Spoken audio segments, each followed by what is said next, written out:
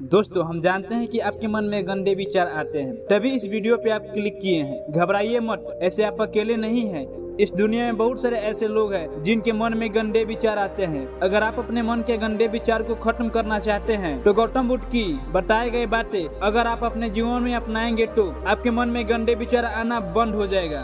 तो चलिए कहानी को स्टार्ट करते हैं।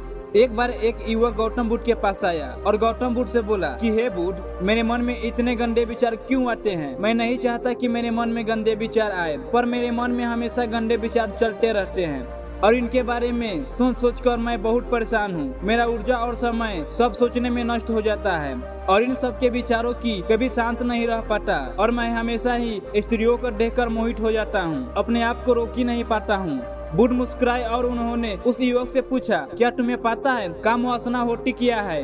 फिर लड़के ने उत्तर दिया और कहा, मैं ये तो नहीं जानता कि काम वासना होती क्या है, पर हाँ ये जो भी है बहुत बुरी चीज है। फिर बुद्ध ने उस युवक से कहा कि सबसे पहले तुम्हें यह समझना है कि प्राकृतिक रूप से जो भी चीज हमारे अंदर है वो बुरी नहीं है। हमारे जीवन में उसकी कुछ न कुछ जरूरत है। कामवासना कोई बुरी बात नहीं है, ये तो हमारे मन की एक भावना है जो हमें किसी न किसी चीज का कमी एहसास करवाती है और फिर हम उस चीज को पाने के लिए उस चीज की तरफ आकर्षित हो जाते हैं। जैसे अगर तुम्हारे पास धन की कमी है तो तुम्हें धन की कामवासना उत्पन्न हो जाएगी। तो कामवासना कुछ और नहीं, बस एक प्रकार की कमी है जो कि एक प्रकार की जरूरत का एहसास कराता है और जब ये जरूरत शारीरिक हो तो हम इसे कामवासना कहते हैं। युवक ने गौतम बुद्ध को कहा कि बुद्ध, मुझे कामवासना का मतलब तो समझ में आया, पर मुझे ये बताइए कि ये कामवासना कहाँ से कैसी आती है?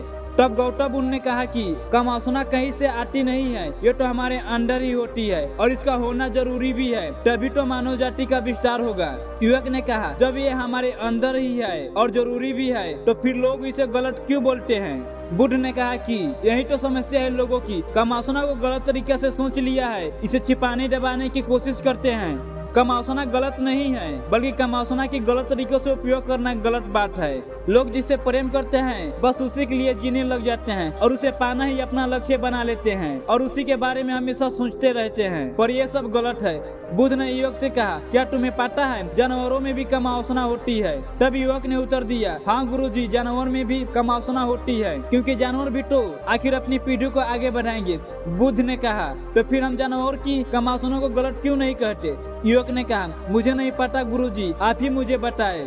गौतम बुद्ध ने कहा कि जानवर अपनी कामवासना का प्रयोग अन्न प्राप्ति के लिए नहीं करते, वो तो सिर्फ संतान उत्पन्न करने के लिए कामवासना का उपयोग करते हैं। जानवर को प्रकृति ने इतनी समझ नहीं दी कि वह कामवासना को अपने सुख का आधार बना सके, जबकि मनुष्य अपनी समझ के बलबूते पर प्रकृति में पाई जाने वाली प्रत्येक वस्तु को अपने सुख के लिए उपयोग करता है। हम इंसानों ने कामवासना को अपने सुख का साधन बना लिया है, जबकि प्रकृति ने तो हमें अपने वंश को आगे बढ़ाने के लिए दिया था, लेकिन इंसानों ने इसे अपने जीवन का परम लक्ष्य बना रखा है और इस तरह से कामवासना का बेलगाम हो जाना गलत है।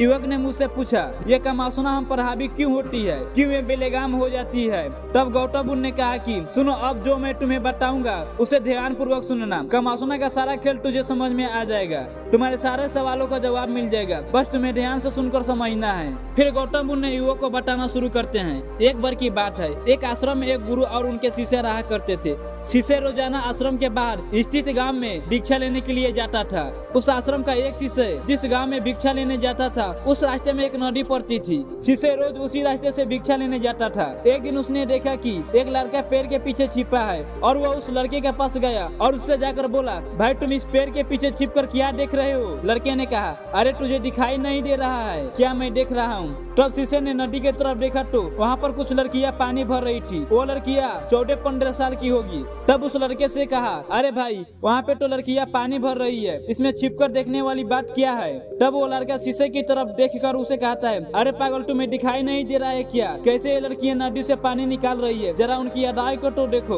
उनके कोमल शरीर को तो देखो, उनकी पतली कमर को तो देखो और उनके बाल उनकी कमर पर कैसे लहर रहे हैं, मानो सुंदरता बिखर रही है। तब शीशे भी छिपकर उन लड़कियों लड़कियों को देखने लगा जैसे उसने कोई अपराध कर दिया हो। और जब वो छुपकर उन लड़कियों को देख रहा था तभी वो अचानक अंदर से कांप गया और उसने कहा कि ये मैं क्या कर रहा हूँ, मैं जो कर रहा हूँ वो सही नहीं है, मुझे यहाँ से चला जाना चाहिए। और फिर वो जल्दी से वहाँ से चला गया। वो आश्रम पहुँच जाता है। आश्रम जाकर वो अपने कार्य में लग गया, लेकिन जो व्यू वो देख कर आया था वही उसकी आंखें के सामने बार बार आ रहा था। उसके मन में वही दृश्य चल रहा था। उसका मन में वही सब देखने के लिए लड़ाई हो रहा था। उसका किसी काम में मन नहीं लग रहा था। सुबह होते ही वो रोज जल्दी भिक्षा के लिए आश्रम से निकल जाता और उस नदी के पास वाले पेड़ के पास जाता जहाँ पर वो लड़का पहले से मौजूद रहता था। उसके साथ मिलकर लड़कियों को छिप छिप कर देखता था। अब वो रोज ऐसा ही करने लग गया। अब उस ईसाई का मन किसी भी काम में नहीं लगता था। वो हमेशा ही किसी न किसी प्रकार के विचार में उलझा रहा था। वो आश्रम के कार्यों को भी ठीक ढंग से नहीं करता, नहीं ठीक से सो पाता, नहीं ठीक से खाना खा पाता था। उसका मन बेचैन सा रहता था। उसका मन बार बार उन लड़कियों को देखने के लिए ललायित हो रहा था। जब गुरु शिक्षा देते तभी उसके मन में वही सब विचार आता। तो गुरु ने अपने शिष्य की इन हरकतों को समझ गए। तब एक दिन गुरु ने शिष्य को अपने पास बुलाया और कहा कि आज मैं भी तुम्हारे साथ भिक्षा मांगने चलूंगा, तुम और मैं साथ में भिक्षा मांगने चलेंगे। तभी शिष्य गुरु को मानना करते हुए बोला, नहीं गुरुदेव, आप परेशान क्यों हो रहे हैं, मैं अकेला ही ठीक से भिक्षा मांग सकता हूँ। गुरु ने शिष्य से कहा कि ठीक है, तुम अकेले ही भिक्षा मांगने चले जाओ। शिष्य तुरंत वहाँ से भिक्षा मांगने के लिए निकल गया। शिष्य के जाने के बाद गुरु भी आश्रम से निकल गए और शिष्य के पीछे करने लगे कि वो कहाँ जाता है, किससे मिलता है। ये सब देखने के लिए उसके पीछे पीछे चलने लगे। थोड़ी दूर जाने के बाद गुरु ने देखा कि उनका शिष्य एक लड़के के साथ एक पेड़ के पीछे अपराधी की तरह छिपा हुआ है और वो छिप कर कुछ देख रहा था। गुरु भी अपने शिष्य के पीछे जाकर खड़े हो गए कि आखिर उनका शिष्य क्या देख रहा है जिसे देखने के लिए वो पेड़ के पीछे अपराधियों की तरह छिपा है। गुरु ने देखा कि उनका शिष्य पेड़ के पीछे छिपकर लड़कियों को देख रहा था जो नदी से पानी भर रही थी। तब गुरु ने शिष्य को कहा, तुम क्या देख रहे हो। अपने गुरु की आवाज सुनकर वो घबरा गया और उसके पसीने छूटने लगे जैसे किसी चोर ने चोरी करते समय रंगे हाथ पकड़ा गया हो।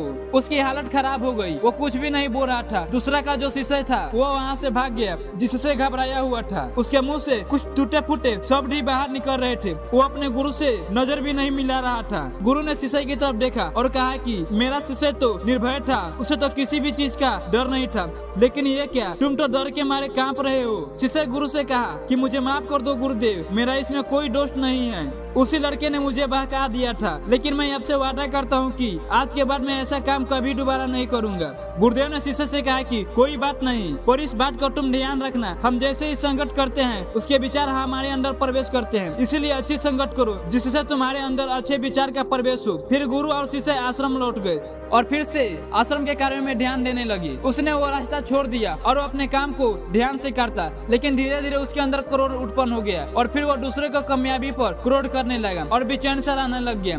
अब वो सही समय पर भोजन भी नहीं करता था। एक रात गुरु शिष्य के पास आए और बोले कि अब तक तुमने कितनी बार अपना वादा तोड़ दिया है। यह सुनकर शिष्य अपने गुरु के चरणों में गिर गया और रोने लगता है। रोते रोते ही उसने गुरु से कहा कि गुरुदेव, मैं अपना कई बार वादा तोड़ चुका हूँ, फिर वादा करता हूँ, लेकिन हर बार वादा तोड़ देता हूँ। मेरा मन मेरे नियंत्रण में है ही नहीं। मैं बहुत कोशिश करता हूँ कि मैं अपने मन से सारे बुरे विचारों को निकाल दूं, लेकिन मैं चाहकर भी ऐसा नहीं कर पाता हूँ। फिर गुरु ने शिष्य को कहा कि चलो मेरे साथ। गुरु शिष्य को आश्रम के बगीचे में लेकर गए और शिष्य से कहा कि देखो यहाँ पे एक बगीचा है जिससे नदी का पानी इन पौधों तक आ रहा है और यह पानी एक निरंतर बहाव से बह रहा है। क्या तुम इस पानी को बहाव को रोक सकते हो?